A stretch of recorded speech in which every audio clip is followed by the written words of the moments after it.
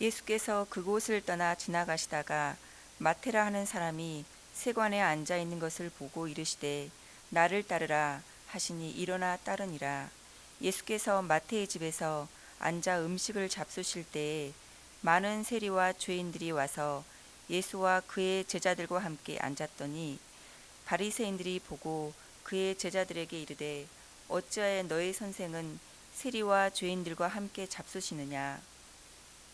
예수께서 들으시고 이르시되 건강한 자에게는 의사가 쓸데없고 병든 자에게라야 쓸데있느니라. 너희는 가서 내가 궁유를 원하고 제사를 원하지 아니하노라 하신 뜻이 무엇인지 배우라. 나는 의인을 부르러 온 것이 아니요 죄인을 부르러 왔노라 하시니라. 이는 하나님의 말씀입니다. 하나님 감사합니다. 좋으신 우리 주님의 은총과 평화가 오늘 예배에 나온 우리 모두 위에 함께하기를 빕니다. 어제는 6월 10일 60민주항쟁 기념일이었습니다. 1987년 1월 15일 박종철 학생의 고문 사망이 이 세상에 알려지면서 6.29 선언이 있기까지의 이 과정을 60민주항쟁이라고 이렇게 일컫습니다. 성균관대학교의 역사학과 교수인 서중석 교수는 이 60민주항쟁의 책을 내면서 책에 이는 마치 신의 섭리라고 하지 않을 수 있을까라고 하면서 말합니다.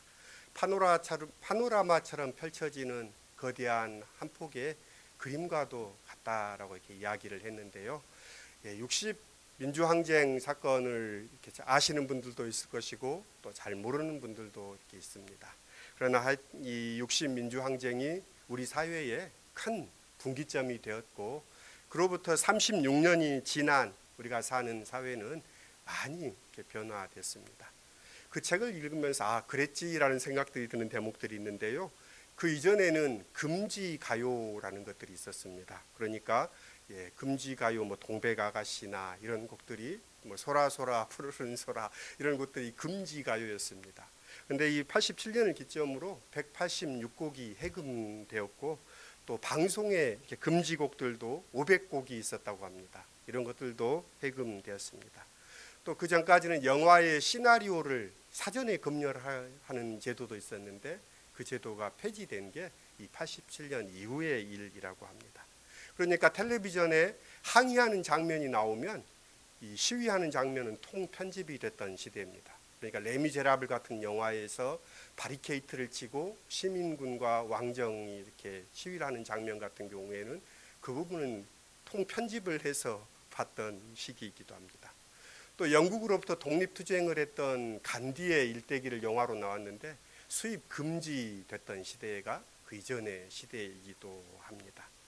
또 심지어 우리가 읽는 책들도 650종이 이렇게 이 불온서적해서 판금 출판할 수 없는 도서로도 지정되었는데 이런 것들이 해금되었습니다. 또 과거에는 월북 작가들의 이름을 감히 거명하지도 못했는데 이것을 기점으로 월북 작가들의 이름이 이제 이렇게 실리기도 합니다. 많은 것이 달라졌습니다. 그리고 좋아졌습니다. 정치적인 자유는 어느 정도 허용되었지만 지금은 이제 경제적인 자유는 오히려 많이 퇴보하고 위축된 면들이 있습니다. 그래서 역사학자들은 이렇게 평가합니다. 다 같이 못 살던 시대에서 잘 살지만 고르지 않는 시대로 넘어왔다라고 이야기하는 것을 이렇게 보게 됩니다. 언제쯤이면 세상 사는 것이 쉬워질까 하는 생각을 해봅니다. 세상을 사는 것은 여전히 쉽지 않다라는 생각을 합니다. 벌써 이제 살아오는 세월이 반백년이 되어 가는데 언제쯤이면 내일에 대해서 불안해하지 않고 염려하지 않으며 하나님 나라 안에서 기뻐하면서 살 수 있을까 생각을 하게 됩니다. 학자들은 IMF 이후에 우리 사회가 심각한 양극화의 문제가 심화되었고 또 모든 것의 가치를 자본으로 환산하는 세상이 되었다고 하기도 합니다. 그래서 모든 것을 자본, 이익의 관점에서 판단할 때 사람은 언제라도 수단으로 전락할 위험에 처하게 됩니다. 고도의 기술이 발달한 사회에서 어쩌면 인간의 노동은 점점 평가절하되고 있는지 모르겠습니다. 경쟁과 효율 또 속도와 힘을 숭배하는 사회에서는 어쩌면 연대와 상생, 더불어 살아가는 삶, 하나님 나라의 가치는 무시되기 일쑤입니다. 또한 인류에게 새로운 미중의 도전이 다가오지요. 기후위기라는 문제가 인류에게 닥쳐옵니다. 저는 어쩌면 이 기후위기가 인류를 일깨우는 하나님의 그런 경종이 되었으면 좋겠다라는 생각을 해봅니다. 이 기후위기 문제 앞에 소수의 사람들만 살아남는 것이 아니라 모두가 함께 살아갈 세상을 모색하고 그 길이 열리면 얼마나 좋을까 하는 생각에도 이르게 됩니다. 서승석 교수는 지나온 시간을 평가하며 이렇게 적습니다. 자유와 민주주의, 남북 화해와 평화의 큰 문이 열렸지만 여전히 이 땅에서 완전히 구현되었다고 보기에는 아직 갈 길이 멉니다라고 그 책의 말미에 이렇게 밝히고 있습니다. 저는 그것을 생각해 보면서 오늘 우리가 살아가는 세상은 어떤가 생각해 봅니다. 60민주항쟁 20주년을 맞으며 출간된 기념 시집인 6월 그것은 우리 운명의 시작이었다라는 이 시인들의 문집에서 김사인 시인의 어디 있는가라는 시를 오늘 마음으로 읽는 글에 실어보았는데요. 시의 전문을 찾지만 책을 찾을 수가 없어서 일부분만 실었습니다. 시인은 이렇게 노래합니다. 아직은 부르진 주먹을 풀 때가 아니다. 온몸을 흔들어 거절하자. 봄날 노곤한 졸음 속으로 무더위 길고 긴 장마는 스며드는 것. 더는 헛되이 기다리지 말자 벗들. 아직은 길을 내릴 때가 아닌데 아직은 얼싸 안고 울 때가 아닌데 어디에 있는가 벗들 그 빛나는 눈빛. 이 시를 읽으면서 문득 하나님의 나라를 생각해 보았습니다. 그리스도인들은 하나님의 나라를 기다리고 고대하고 그 나라가 이 땅에 임하기를 기도하며 살아가는 사람입니다. 이 땅에 임하기를 기대하는 하나님의 나라는 어디에 있는가 생각해 봅니다. 예수께서 다시 오시겠다 말씀하시며 승천하시고 2000년이 지났지만 인류는 그 하나님의 나라의 삶으로 다가가고 있는가? 주님의 날을 맞이하여 우리는 다시금 주님의 말씀을 듣고 또 마음을 추스르고 정신을 세우고 주님의 길에 나설 준비를 해야 할 것입니다. 예수님은 누구에게나 호감을 불러오는 두루 원만한 분은 아니셨습니다. 약자들에게는 한없이 다정한 분이었지만 권력에 취한 사람들에게는 호락호락하지 않는 불편한 존재였습니다. 예수는 잘 길들여지지 않는 분입니다. 요즘 말로 하면 융통성이 없는 사람이었을 것입니다. 적당히 사람들의 눈치를 보면서 그들의 비율을 맞추는 일에는 영 서투는 분이었다는 말입니다. 오늘 본문이 속해 있는 마태복음 9장은 당시의 유력자들과 대립하는 주님의 모습을 보여줍니다. 1절에서 8절까지는 율법 학자들과의 갈등을 보여줍니다. 주님은 사람들이 데려온 중풍병자를 향해 기운을 내라 아이야, 내가 내 죄가 용서받았다라고 말씀하셨습니다. 율법 학자들은 즉시 그것을 하나님에 대한 모독으로 여겼습니다. 용서하는 고난은 오직 하나님께만 귀속된다고 믿었기 때문입니다. 그들에게 중요한 것은 한 생명의 회복이 아니라 자기들의 신학을 고수하는 것이었습니다. 그리고 14절에서 17절까지는 금식을 하지 않는 예수와 제자들에게 12조로 말을 걸어온 세례자 요한의 제자들과의 갈등도 그려 보여줍니다. 그들은 예수와 그의 제자들은 경건한 사람으로 인정할 수 없다고 합니다.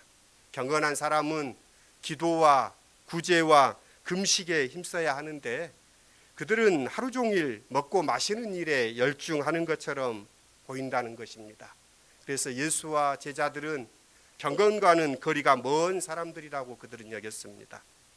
주님은 이들에게 혼인잔치의 손님들이 신랑이 자기들과 함께 있는 동안에 슬퍼할 수 있느냐라고 말하면서 넌지시 그들의 완고함을 드러내십니다. 오늘 우리가 봉독한 본문인 9절로 13절은 세리 마태를 부르신 이후에 벌어진 갈등을 보여줍니다. 주님은 길을 가시다가 세관에 앉아 있는 마태를 보시고 나를 따르라라고 말씀하십니다. 아시다시피 로마 제국의 하청을 받아 세금 걷는 일을 대행하고 있던 세리들은 사람들의 멸시와 증오의 표적이었습니다. 그들은 제국이 할당한 세금 이외에도 자기 몫을 챙기기 위해 주민들에게 과중한 세금을 부과했습니다. 공권력을 등에 업은 그들을 함부로 대할 수는 없었지만 사람들은 그들을 수치와 혐오의 대상으로 바라보았습니다. 수전노, 민족의 반역자, 악질이라는 환청이 그런 비웃음처럼 그들에게 들렸을지도 모릅니다. 세리들은 어쩌면 깊은 고립감을 느꼈을 것입니다. 그런 고립감 속에 그들은 더욱더 돈에 집착하게 만들었고, 돈에 집착하면 집착할수록 공허감은 더욱더 깊어졌을 것입니다. 하지만 모든 세리들을 그런 악인으로 취급해서는 안 됩니다. 어떻게든 그 자리를 차지하기 위해 아등바등 예를 쓴 이들도 있겠지만, 더는 어떻게 해볼 수 없는 형편에 몰려 그 자리를 선택한 이들도 있었을 것입니다.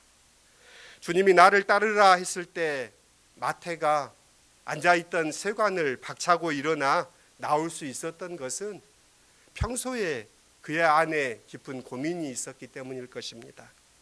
그는 다른 삶에 대한 열망을 그의 내면에 오랫동안 자리하고 있었기 때문일 것입니다. 누군가가 나를 있는 그대로 받아들여준다는 사실을 알아차리는 순간 우리를 냉혹한 인간으로 만들었던 비인간적인 차가움은 쓰러집니다. 제 아무리 악독한 사람이라도 누군가의 가슴에 기대어 울고 싶을 때가 있습니다. 사람들 앞에서는 애써 숨겨왔지만 자기 속에 자라고 있던 두려움과 연약함을 드러내놓고 엉엉 울고 싶은 순간 말입니다. 어떠한 정죄도 없이 그를 용납해 줄 품을 만나면 그는 새로운 존재가 될 가능성이 많아집니다. 마태는 예수의 그 부르심, 그 음성, 그 눈길을 통해 자기 안의 상처, 자기 안의 아픔이 녹아내리는 것을 느꼈을 것입니다. 그래서 그는 세관을 박차고 예수를 따릅니다. 그리고 그는 잔치를 벌입니다. 예수님을 그 잔치 자리에 부르고 자신의 친구들을 그 자리에 부릅니다. 그의 집에서 벌어진 잔치는 그런 기쁨의 축제입니다. 주님은 마태의 이 초대에 기꺼이 응하셨습니다. 사람들의 차가운 시선을 의식했다면 세리의 집에 들어가지 않았을 것입니다. 하지만 주님은 당신에 대한 사람들의 오해를 두려워하지 않으셨습니다. 참 사람으로 회복되고 있는 한 존재가 예수께는 천하보다 크다라는 말씀처럼 너무나 소중했기 때문입니다. 많은 세리와 죄인이 와서 자리를 같이 하였습니다. 적어도 그 자리에서는 사람과 사람 사이를 가르는 사회적인 편견, 문화적 편견, 종교적 편견이 무너지고 있었습니다. 예수의 식탁은 둥근 식탁이었습니다. 주님의 식탁에서 교회의 원형인 밥상 공동체가 이루어졌습니다. 시인 정일근의 둥근 어머니의 둘의 밥상이라는 시가 오늘 본문을 읽으면서 제게 떠올랐는데요. 정일근 시인은 이렇게 이야기합니다. 모난 밥상을 볼 때마다 어머니의 둘의 밥상이 그립다. 고향 하늘에 떠오르는 한가위 보름달처럼 달이 뜨면 피어나는 달맞이 꽃처럼 어머니의 둘의 밥상은 어머니가 피우시는 사랑의 꽃밭, 내 꽃밭에 앉은 사람 누군들 귀하지 않겠느냐? 식구들 모이는 날이면 언제나 펼쳐지는 둘의 밥상. 세상의 밥상은 이전 투구의 아수라장, 한 끼 밥을 먹기 위해 우리는 이미 날카로운 발톱을 가진 짐승으로 변해버렸다.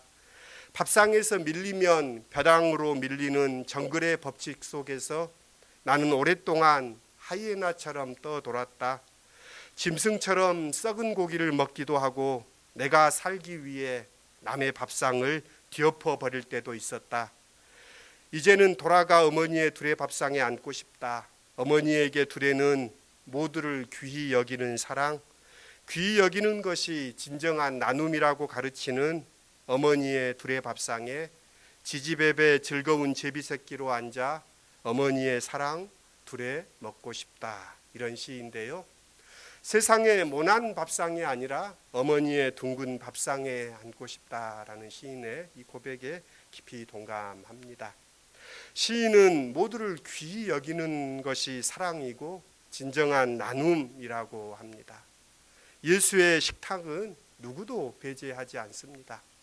예수의 그 은혜 앞에 나오는 사람은 그가 어떤 사람인지를 주님은 더 이상 묻지 않으시고 그를 하나님의 자녀로 하나님의 기쁨을 함께 누리자라고 초대하십니다. 이 식탁에는 하나님 나라의 기쁨이 넘쳐납니다. 주님이 기뻐하는 그 자리, 레위와 세리들이 그 자리에서 기뻐하는 그 자리에 모두가 기뻐했던 것은 아닙니다. 자기 세계에 갇힌 채 밖으로 한 걸음도 나오지 못하는 이들이 있습니다. 바리새파 사람들 말입니다.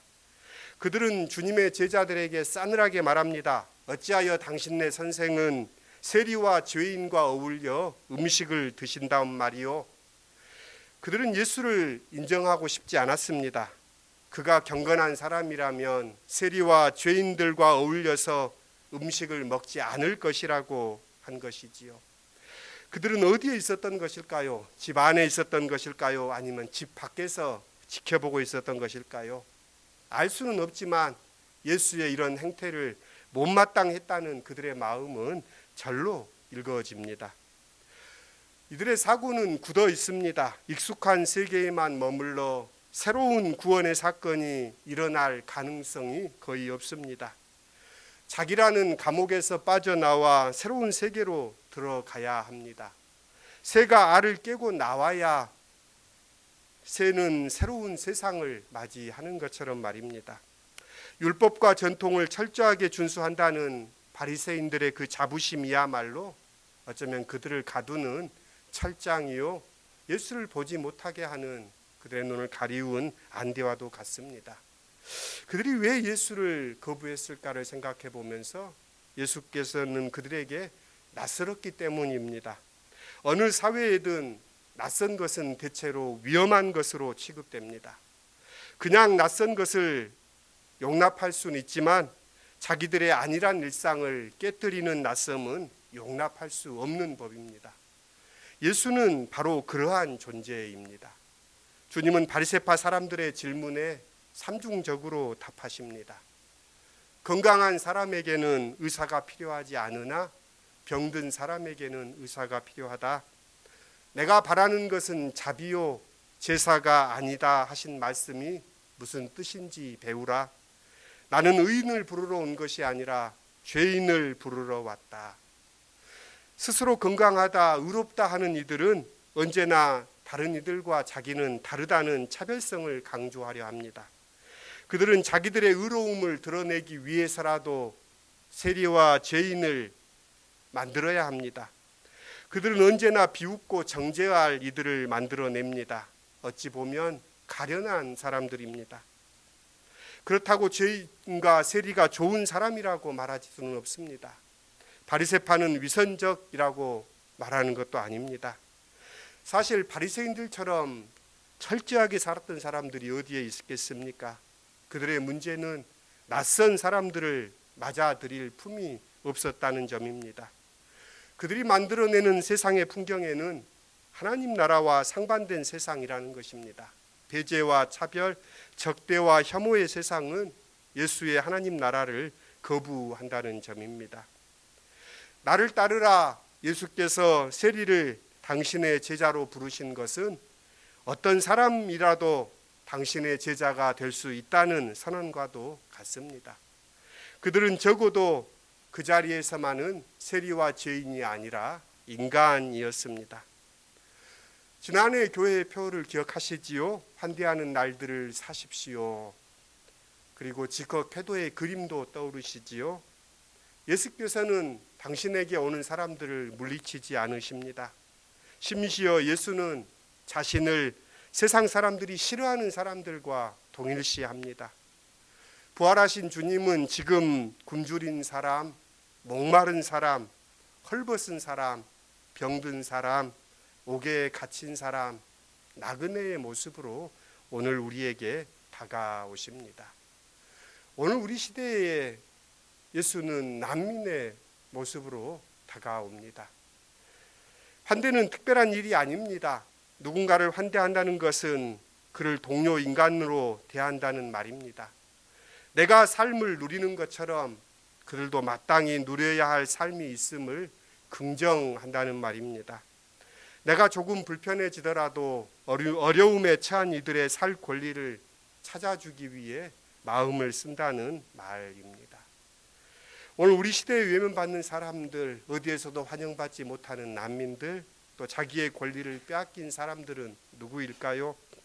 우리 사회의 목소리를 잃은 사람들, 무시당한 노동자들, 인권이 없는 사람처럼 취급되는 가난한 이웃들, 일용직 외국인 노동자들, 또 심지어 멸종하는 동식물에 이르기까지 생명 있는 것을 사랑하는 것으로 이어집니다. 모든 죽어가는 것을 사랑해야지라고 노래했던 그 시인의 마음 속에 예수의 마음은 있습니다. 환대는 예수의 둥근 밥상 안에서 실현됩니다. 오늘 이 성찬도 예수님께서 우리를 환대하는 식탁입니다. 우리는 그 식탁에 초대받은 사람입니다. 주님은 제자들을 당신의 친구라고도 부르십니다. 친구는 어떤 사이입니까? 마음을 나누는 사이입니다.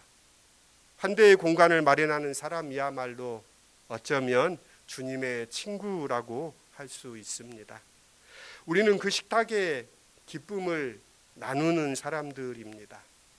우리가 이 세상에 우정의 공동체로 만들라는 주님의 부르심을 받은 사람들입니다.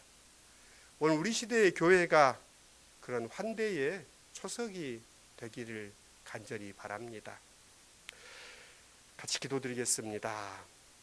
세리였던 레위 마태를 부르시는 장면을 통하여서 예수님의 그 둥근 밥상, 환대의 공간을 우리가 들여다봅니다. 둥근 어머니의 둘의 밥상을 그리워했던 시인의 노래처럼 오늘 우리도 그 둥근 밥상을 그리워합니다.